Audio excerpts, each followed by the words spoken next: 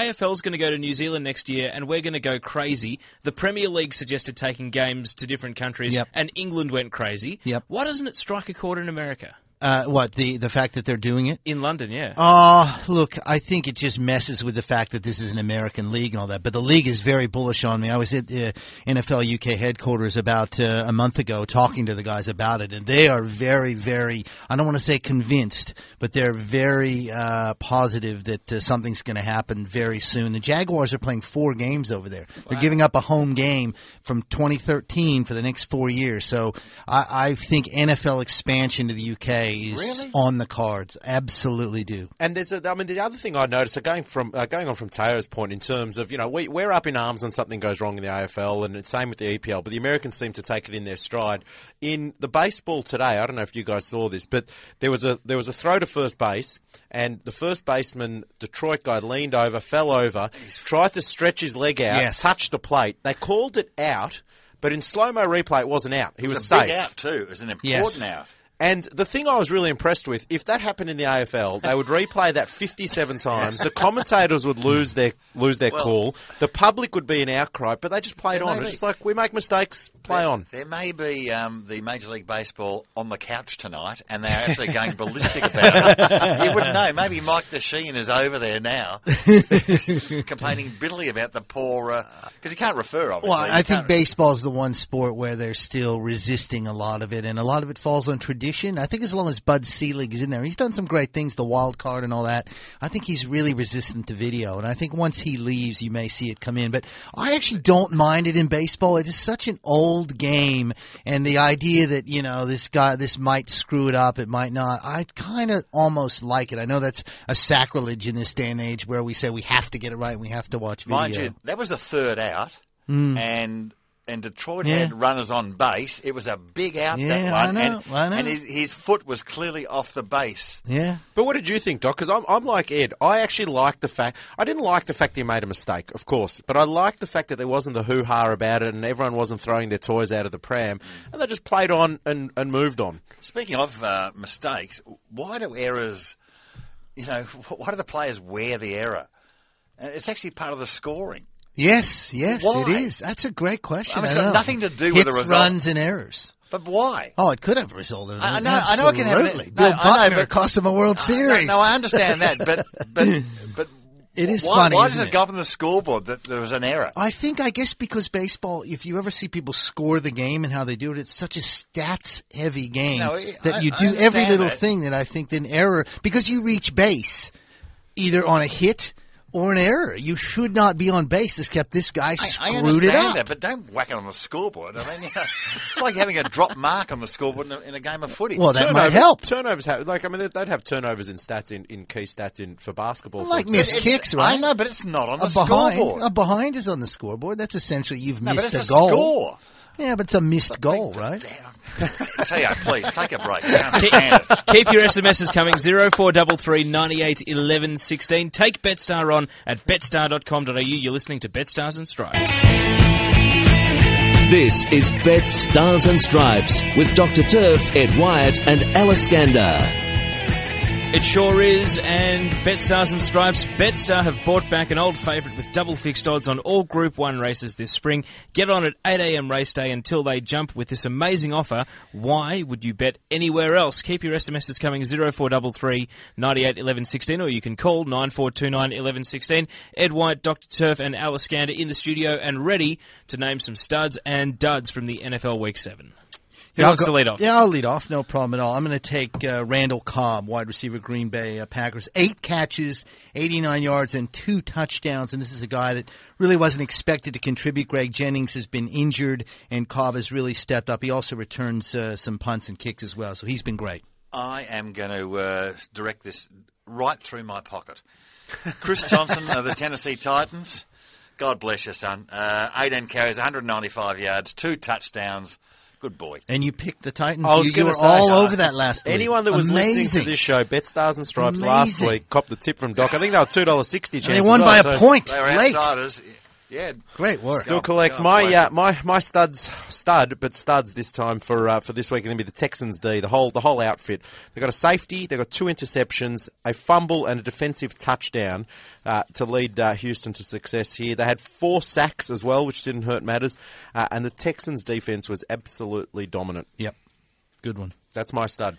And get ready to tip the bucket. The duds, please. Duds, yep, I'll lead off that as well, too. I'm going to go with the Detroit Lions. I watched this game very closely, lost to the Chicago Bears on Monday Night Football. It was a terrible football game. I won't lie, there were some fantasy implications, but that's not what this is all about. Detroit was horrific, fumbled twice in the red zone when they could have made it competitive. Just a really, really bad performance by the Lions. I got a couple. I'm going to stick with 2 tight ends this week. Vernon Davis got the duck egg last week. Does that happen all that often? No, not that often. Not to a guy like Vernon Davis. No, for the 49ers, that was an ordinary one. And Jermichael Finley for the Packers. Just a bad year all round. And week 7 it has been, yeah. It was arguably his worst of all. They're not targeting as much, so it's hard to hit him too hard. But yeah, he needs to have a better year. My dad is going to be the wide receiver of the Cardinals, Larry Fitzgerald. I know they're having some quarterback issues. Yes. I get that. He's not getting the ball laces out. I understand.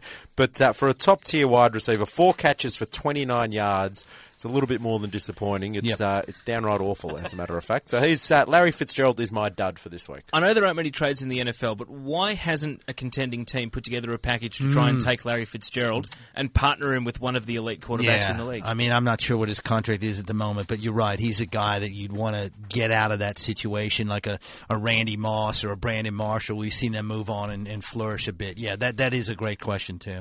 Let's get into the games, Al. Of course, the full morning...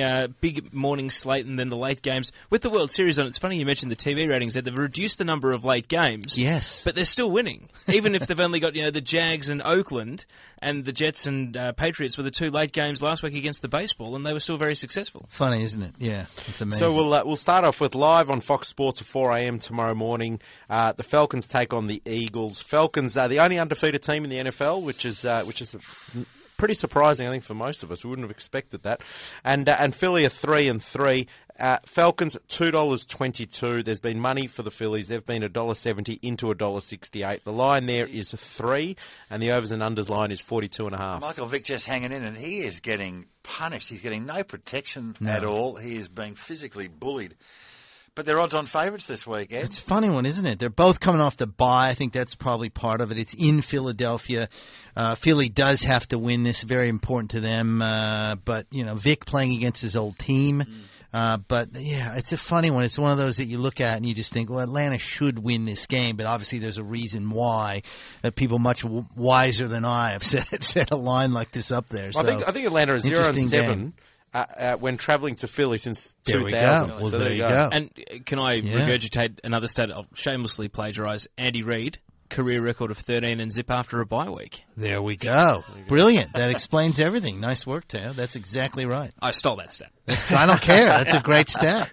Great stat. Also 4 a.m. tomorrow morning, live, 1 HD. I mean, the Lions are really struggling this season. They're facing another difficult defense here in the Seattle Seahawks. Seattle, 206 out to 216. Money's been for Detroit. They're $1.79 into $1.72. The line is a flat 2. The overs and unders are 43 points. It's a funny league, isn't it? I mean, after watching that Detroit Lions exhibition, you would think there's no way they're going to move the football on the Seattle Seahawks. But hard to say. Week to week is a strange situation, and the Lions might be able to do it. They're going to have to throw the football, which is going to be a difficult thing to do. Seattle certainly plays better at home than on the road, so that's probably part of it if you're interested in the Lions. But I can't. Idea. This might not be a great game to really look at, I don't think. These two teams met, I think it was the opening game in week 1 in New York. New York are now going to Dallas this time. The Giants are 5-2 and they're $1.71 favourite. Dallas are 3-3. They're a $2.18 outsider playing at home. The line is 2 and the overs and unders are 48. I like the Cowboys myself, outsiders here. I know the Giants are having another good year, having a crack at back-to-back, but... Eli can't do it 2 weeks in a row, surely. I think there's something to that, Doc. I agree. I think the Giants have won some really close games. They might be due for a stinker. They haven't really thrown one up for a while. Dallas, again, has to, win this thing to kind of stay in touch. They lose, they're 3-4, and the Giants go 6-2. So there is an element of that. It's in Dallas. Yeah, I don't discount that at all.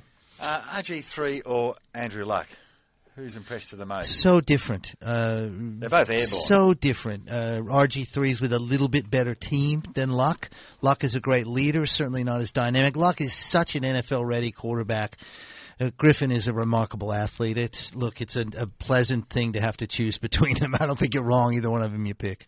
What about these two quarterbacks? Peyton Manning taking on Drew Brees. We've got New Orleans started the season less than ideally. They're 2-4. They're $3.30 outsider. They go to Denver, who are $1.35. The line there is a flat 6. Overs and unders line's a big one. It's 55 points. Huge game. It's an interesting one. The Saints have been so unpredictable. They're definitely going to be able to move the ball. I don't think that's going to be an issue, but they can't stop anybody either. So you can see the overs high, predicting a shootout. Denver coming off a bye. They need to win this thing. New Orleans wants to have any hope of remotely somehow earning a wild card spot. They've got to win this thing. This is a really big football game. And the last game we're going to be able to see here in Australia is live on ESPN, 11:30 a.m. on Tuesday. The 49ers have been $1.33 into $1.31. They go to Arizona and take on the Cardinals, $3.50. The line there is a flat 7, and the totals line is 38. Doc, thoughts on this one? Should be a no-brainer. It should be. They should win. San Francisco. They 7-point line. Interesting at Arizona. 49ers don't score a lot of points. Arizona's D isn't bad, but I can't see the Cardinals moving the football. I mean, this one's kind of got 17-7 written all over it to me. I don't know. That's my gut feeling. What's the under? 37. What's your line? Your total score? Our total score for that game is 38 points. Okay, that could be the bet. That Ed, could be a potential under. Under the line. Could be a potential under. I've got some SMS questions for you, panel, and also 94291116. You've got a few minutes left if you want to jump on and ask a question about maybe the start of the NBA season or this weekend's NFL. Here's one saying, you're right, Al. Ray Allen defected, was offered a lot more money and more years at Boston, but couldn't handle playing with Rondo anymore, so crossed to the dark side. That's from Glenn in Montrose. Did him and Rondo, did they have issues, did they? I mean, Rondo's a real interesting, polarizing character, Rajon Rondo, the point guard for the Celtics. He's really taken over as the colonel and marshal of that team, He has, and he's a quirky character, and a lot of people kind of don't like him, so there could be something in that, but that sounds to me like a bitter Celtic fan. Tim's sending us something on the screen here saying, apparently Rondo is really intense and strange. Well, there you go. There you go. Add to that, Ed. Didn't I say, quirky character? Yeah, I think that covers that. A baseball one. Lincecum out of the bullpen and masterstroke. Detroit overrated. Miggy and Prince kept quiet, and others are hopeless. That can happen to a team like that. Detroit's, like I said, nothing's gone right. They made some terrible. How about that third base coaching thing? Did you see that? The second inning, fielder is rounding. He's on first. They get a hit, and the third base coach sends it. 300-pound Prince fielder went no outs and gets thrown out at home. Terrible. That's a sackable offense on the spot, really, that third base coach. Terrible. And then the other one, Jim Leland, bringing out Valverde, the closer, who's had issues. So let's throw him in and see how he does in a meaningless game. He gets shelled. So he's done for this series. No way you can bring him in as a closer. So I think Detroit's really done some bad things in this series. Now, another one regarding commissioners. We spoke about David Stern off the top of the show, but Greg in West Meadows asks, does Pete Rose get into the Baseball Hall of Fame when Bud Selig goes? It'd be a brave man that would do that, I think, a brave commissioner to do that at the moment.